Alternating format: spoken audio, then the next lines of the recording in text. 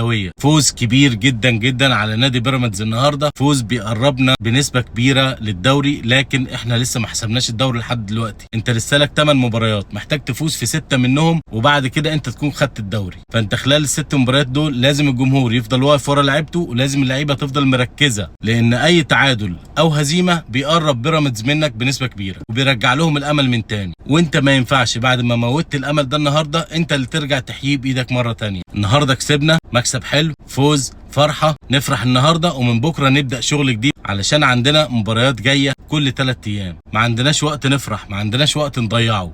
احنا عايزين الدوري السنه دي، الدوري السنه دي هيكون له طعم مختلف جدا والفرحه فيه هتكون كبيره جدا. انا عايز النهارده احيي كل لاعب في الاهلي على ادائه، على روحه. عايز احيي كولر النهارده على ادارته للمباراه، ما تفلسفش النهارده كتير. الحمد لله رب العالمين. كان هيبداها بطاهر لكن قدر الله وما شاء فعل ان طاهر اتصاب، الف سلامه عليه. احنا ما نقبلش الاذيه لاي حد.